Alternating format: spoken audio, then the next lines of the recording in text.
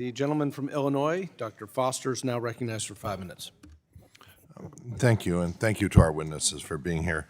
You know, one of our duties in Congress is to respond to the world as it actually is, rather than the fever dreams of some sort of, takeover by world government. And so let's do some level setting here. Ms. Marcellin, first, what statutory obligation do U.S. regulators have to automatically implement the recommendations of these organizations? Can Basel III simply order U.S. banking regulators to pass rules? Thank you for that question. No, Congressman, there is no statutory obligation they have to implement any of this. And actually, as we've even seen with this latest proposal, they usually make significant tweaks to the proposal to adapt to the U.S. Market and size before they try to implement it here.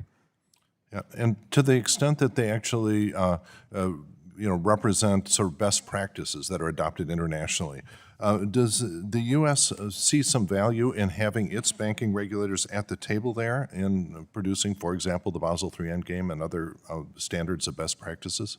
Yes, absolutely. One example that we could point to, as been brought up by other witnesses, are the supplemental leverage ratio. That, going to the original Basel III, was actually one of the advents of U.S.-based regulation that even former Secretary Treasury Geithner said that expanding to just have a simple, clean supplemental leverage ratio that includes off-balance sheets exposure was really something that the U.S. pushed for, and you see got implemented in other countries, and that the Basel Accord took into account when forming their various accords.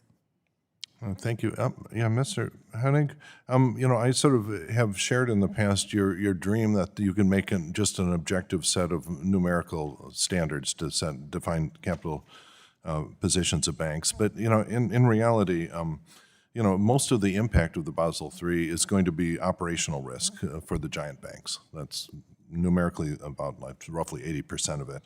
And this is necessarily subjective. For example, is it obvious to you or any one of our panelists how much capital we should hold against AI-driven deepfake impersonations destabilizing our system?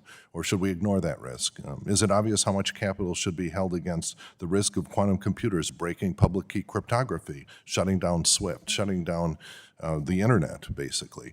And so is it really your advice that there is some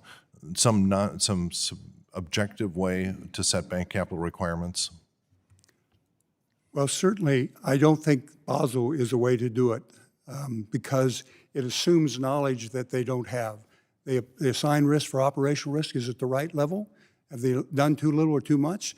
Do they assign risk to the loans at one and others at half of that much? So you encourage capital to flow to the less heavily weighted activity. You get all these distortions, and you also get politicization of the whole process. As you negotiate at Basel, it's what your country is looking for, what they want is favored, and you have these negotiations. I understand that you cannot identify individual risks. That's the whole point. You have a set of capital that the banking industry has to allocate. They have to allocate based on their understanding of risk, and yes, the supervisors come in and double check that, but they're not telling the banks how to allocate that to their perception of what risk rather than what the market perceives as risk and what experience and history says. That's why the leverage ratio, while it is simpler, it's also clearer. If I know you have only 7% capital that you can afford to lose before you're insolvent, then I know something. If I tell you you have a risk-weighted ratio of 14%, 14% of what?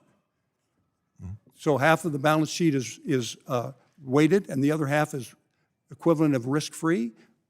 I don't have any information that is really helpful. So I think you have to understand that the banking business is a risk business, and how much capital they have is important. So let's have the argument over what's enough capital that the banks can absorb loss, rather than how much we allocate to green, how much we allocate to loans, how much we allocate to collateralized debt obligations, which no one can really tell you. So you're in this opaque world, and that's where you get the opportunities for abuse and for game playing among countries and within countries.